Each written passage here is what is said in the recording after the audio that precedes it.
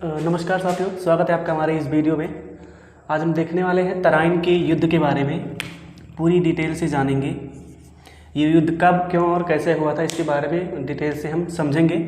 लेकिन उससे पहले आपको बता देना चाहते हैं, हमारा एक जीके का एप्लीकेशन है, जीके जीएस का। उसका लिंक जो डिस्क्रिप्शन में दिया गया है, आप उसे एक बार ट्राई कर सकते हैं, देख सकते हैं डाउनलोड करके कैसा वो आपको ऐप लग रहा है। तो आज हम इस वीडियो में बात करने वाले हैं तराइन के युद्ध के बारे में।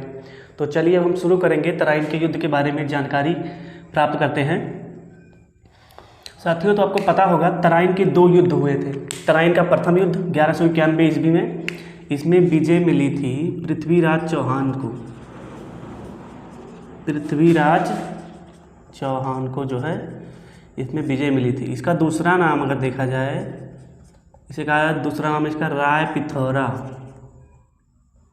सॉरी, यह है राय पिथौरा, इसका ये दूसरा नाम है। और तराइन का जो दूसरा युद्ध हुआ था, इसमें विजय मिली थी मोहम्मद गौरी को।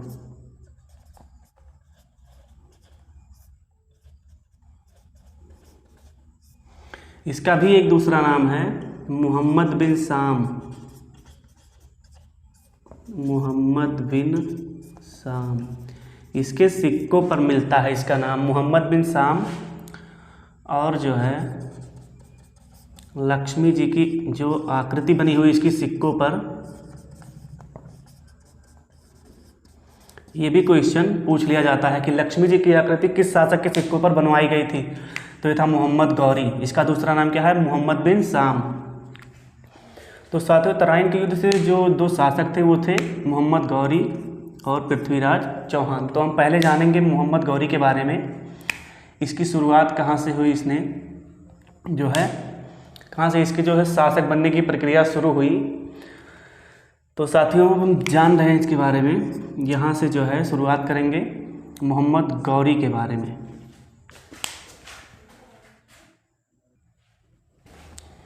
तो साथियों, अब हम जानेंगे मोहम्मद गौरी के बारे में। ये कौन था, कहाँ से आया था? तो ये था अफगानिस्तान का एक क्षेत्र हुआ था गजनी नामक स्थान से। गजनी नामक स्थान से जो है ये आया था।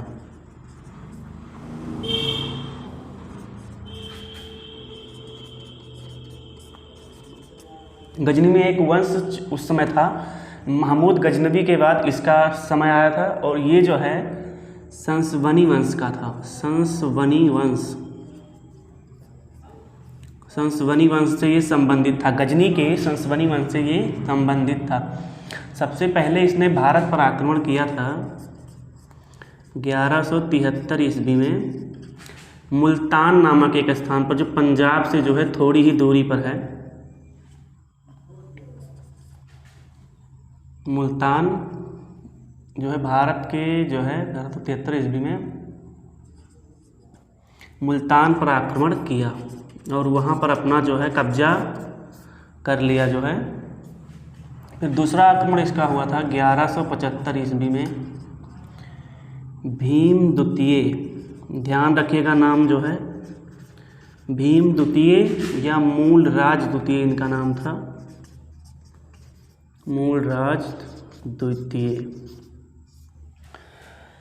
भीमराज ने या मूलराज द्वितीय, जो भी थे, मैं दोनों नाम एक ही व्यक्ति के हैं।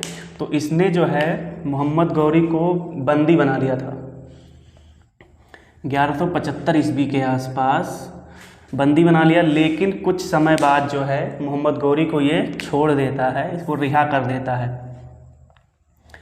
तो ये हो गए इसके दो आक्रमण भारत पर। इसके बाद जो है ये यहाँ से जाने के बाद ये पंजाब पर भी आक्रमण कर लेता है।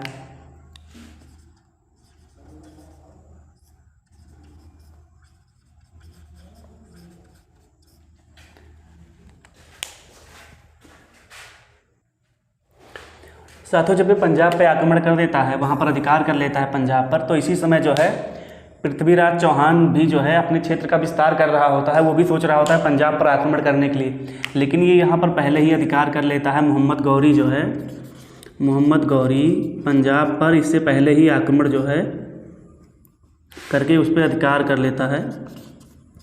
इसके बाद दोनों में जो है लड़ाई होना स्वाभाविक हो जाता है, क्योंकि ये भी जो है पंजाब की तरफ बढ़ना चाहता है और पृथ्वीराज चौहान भी जो है पंजाब की तरफ बढ़ना चाहता है, उस पर अधिकार करना चाहता है। और गौरी भी अपने क्षेत्रों को विस्तार करने में लगा हुआ है।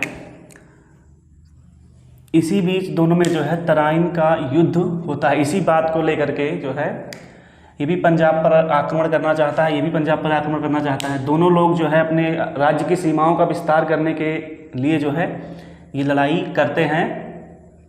तो 1191 की जो लड़ाई हुई थी, तराइन का प्रथम युद्ध जो है, ये तराइन का मैदान आपका है हरियाणा के करनाल नामक स्थान पर। हरियाणा का एक जिला है करनाल,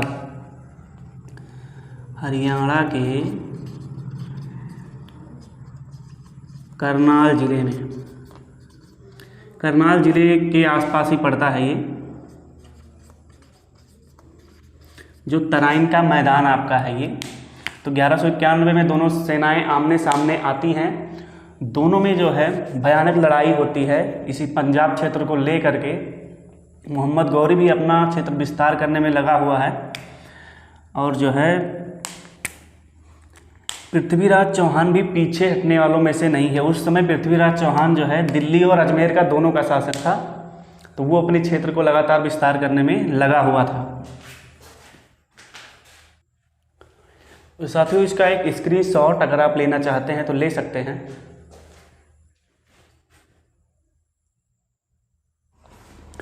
तो साथियों अब बात करेंगे हम तराइन के प्रथम युद्ध के बारे में, जिसमें मोहम्मद गौरी और पृथ्वीराज चौहान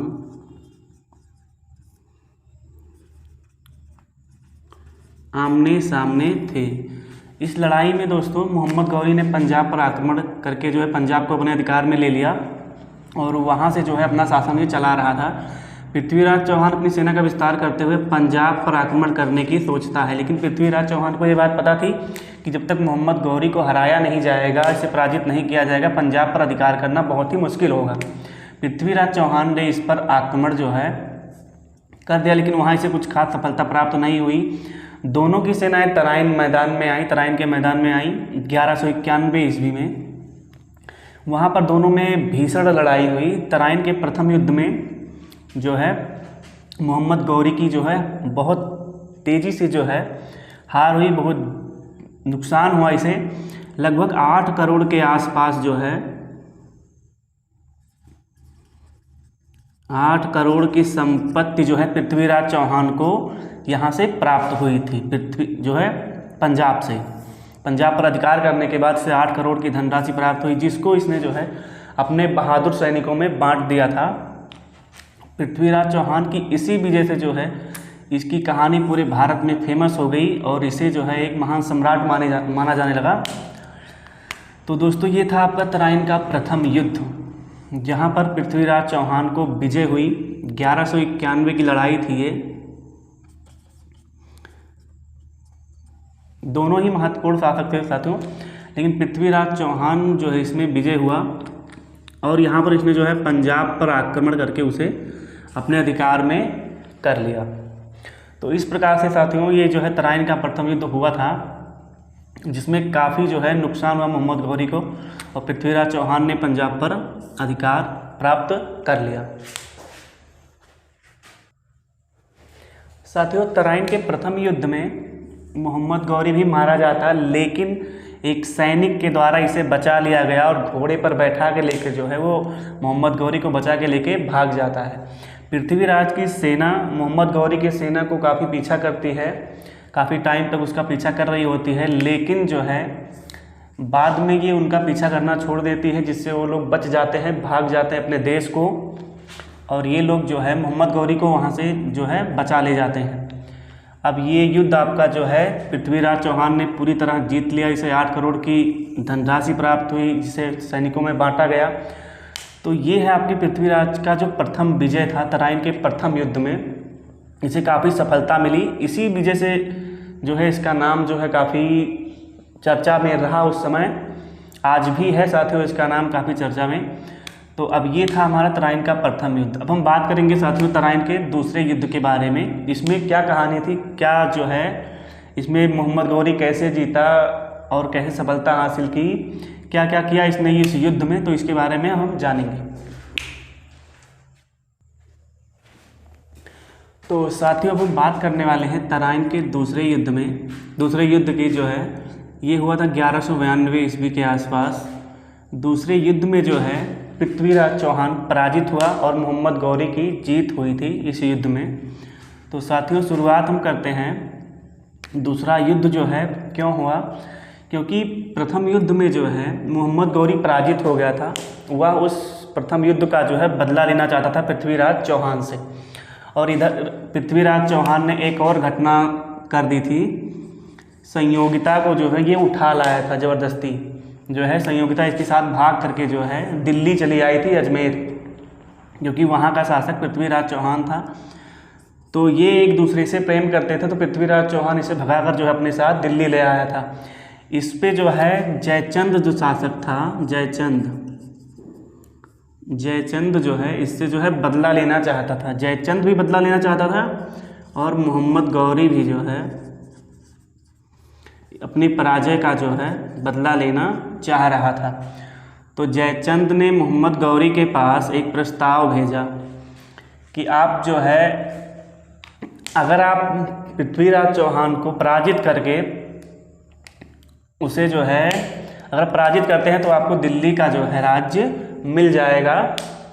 इस वजह से जो है उसने जयचंद ने जो है इसके पास एक व्यक्ति को भेज करके सेनापति को अपने इस बात को पता लगवाया।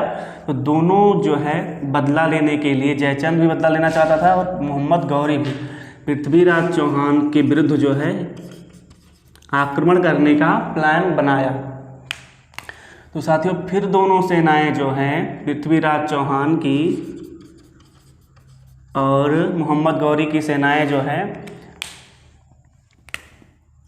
तराइन के मैदान में इकट्ठा हुई और वहाँ पर जो है मोहम्मद गौरी का साथ जो है जयचंद ने भी दिया। और जयचंद के जो भी और शासक थे साथ देने वाले, जयचंद ने भी उनको जो है अपनी तरफ कर लिया कि वो जो है मोहम्मद गौरी का साथ क्या कहते हैं पृथ्वीराज चौहान का साथ ना दें। और इसका जो एक कवि था दरबारी कवि चंदवरदाई, इसने कई राजों से संपर्क किया कि वे उसकी तरफ आए, मदद करें। कई राजपूत शासकों से इसने मदद मांगी चंदवरदाई ने। इसने एक ग्रंथ लिखा था पृथ्वीराज रासो, पृथ्वीराज रासो। तो चंदवरदाई ने जो है कई राजाओं से संपर्क किया, लेकिन किसी भी राजा ने इसका साथ देने के लिए जो है मना कर दिया, साथ नहीं दिया। क्योंकि यहाँ पर जो पृथ्वीराज चौहान ने संयोगिता को जो उठा लाया था, इसी वजह से जो है कई जो है शासक इसका साथ देना नहीं चाहते थे, इसे अपना अपमान समझ रहे थे, इसीलिए इन्होंने पृथ्वीराज चौहान का साथ नहीं दिया। एक चीज़ और आपको बताना चाहेंगे साथियों, पृथ्वीराज चौहान की पराजय का एक कारण और माना जा सकता है, क्योंकि मोहम्मद गौरी जो है ये एक तुर्क आक्रमणकारी था। तो इसमें कोई नियम कानून नहीं होते थे कि मतलब अब शाम हो गई तो इसके बाद हम आक्रमण नहीं करेंगे।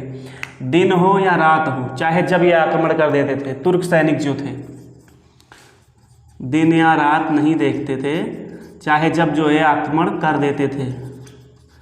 लेकिन पृथ्वीराज की सेना में जो है पृथ्वीराज का जो नियम कानून था वो हिसाब से था कि ये जो है रात के समय आक्रमण नहीं करते थे, ये केवल दिन के समय जो ही लड़ाइयाँ लड़ते थे। लेकिन मोहम्मद गौरी ने जो है रात के समय भी आक्रमण करके इसके कुछ सैनिकों को बंदी बना लिया, कुछ सैनिकों, सेनापति और काफ़ी लोगों को जो है पूरी प्रजा को पृथ्वीराज की जो है परेशान कर दिया, जिस वजह से जो है पृथ्वीराज को जो है मजबूर होना पड़ा। और साथियों रात के समय इसने लगभग सुबह के जो है सुबह ही एकदम बहुत ही सुबह 4-5 बजे की बात कर लीजिए, जब लोग सो ही रहे हों या शौच आदि में व्यस्त हों जो है, तो इसलिए जो है इसने शुरुआत सुबह सुबह एकदम जो है आक्रमण कर दिया, जिससे पृथ्वीराज सेना की जो है पृथ्वीराज की सेना जो समझ नहीं पाई और उसी में जो है ये लड़ाई हार गए सब दोनों लोग, मतलब पृथ्वीराज चौहान। तो ये चीज़ें हमें समझ में आ रही हैं दोस्तों कि इसका जो आक्रमण करने का तरीका था ये अलग था और इनका जो है आक्रमण करने का तरीका अलग था। तो इसीलिए जो है पृथ्वीराज चौहान की इस युद्ध में पराजय हुई। मोहम्मद गौरी पृथ्वीराज चौहान को अपने साथ गजनी लेकर जाता है वहाँ उसे ये बंदी बना के रखता है। लेकिन कुछ लोगों का मानना है कि जो है पृथ्वीराज चौहान कोई षड्यंत्र करते हुए पकड़ा गया था, इसलिए उसे जो है मार दिया गया था। और जैसा कि आप लोगों ने मूवी में भी देखा होगा जो आई थी, उसमें दिखाया गया दोनों आंखें जो है फोड़ देता है पृथ्वीराज चौहान की, उसे अंधा बना देता है। तो ये चीज़ें भी इसमें दिखाई गई हैं साथियों। पृथ्वीराज चौहान को अंधा करने के बाद मोहम्मद गौरी जो है इससे कहता है कि आपको ये धनुष बाण दिया जाता है, अगर आप सही से जो है शब्दभेदी बाण के द्वारा शासक को मतलब पराजित कर ले जाते हैं, मार देते हैं शब्दभेदी बाणों से, तो आप जो है विजयी माने जाएंगे। तो साथियों जो है पृथ्वीराज चौहान मोहम्मद गौरी को जो शब्दभेदी बाण से मार भी देता है।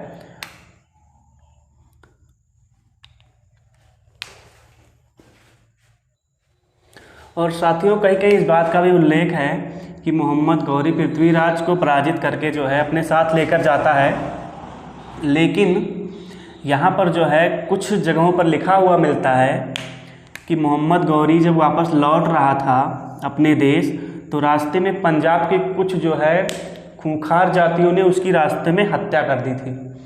और ये जानने से पहले जो है मोहम्मद गौरी ने अपने एक गुलाम कुतुबुद्दीन ऐबक को जो है अपना जो है समस्त जो है कार्यभार सौंप करके ये वापस चला जाता है, तभी इसकी रास्ते में हत्या हो जाती है। तो इसका एक वफादार गुलाम था मोहम्मद जो है क्या कहते हैं कुतुबुद्दीन ऐबक, उसको जो है ये सारा जो है शासन का कार्यभार सौंप करके अपना गजनी निकल जाता है। तो साथियों इसके बाद जो है 1206 ईस्वी के आसपास जो है कुतुबुद्दीन ऐबक जो है गुलाम वंश की स्थापना करता है। कुतुबुद्दीन ऐबक। तो साथियों ये थे हमारे जो है तराइन के युद्ध के बारे में जानकारी। तो यहाँ से जो भी समझ में नहीं आया होगा कमेंट कीजिएगा, तो मैं दोबारा इस पर वीडियो बनाऊँगा। और ये चीज़ें कुछ मैं बताना चाहता हूँ आप लोगों को कि याद रखिएगा, क्योंकि पूछा जाता है। जैसे ये राय पिथौरा हो गया, पूछ लिया जाता है किस शासक को राय पिथौरा के भी नाम से जाना जाता है। पृथ्वीराज चौहान जो है पृथ्वीराज तृतीय के नाम से भी जाना जाता है। और मोहम्मद गौरी या इसका नाम मोहम्मद बिन साम भी लिखा हुआ मिलता है साथियों। और जो ये जो लक्ष्मी जी की आकृति इसने अपने सिक्कों पर बनवाई थी, इसके बारे में भी क्वेश्चन बनता है। पृथ्वीराज रासों के बारे में आप जानते होंगे, इससे भी कई बार क्वेश्चन बन चुका है। चंद्रवरदाई से संबंधित भी क्वेश्चन बनते हैं। तो ये सभी चीज़ें हमें ध्यान में रखना है साथियों, और आगे की जो है वीडियो आती रहेगी। और आज की वीडियो साथियों हम यही समाप्त करते हैं। नमस्कार और धन्यवाद।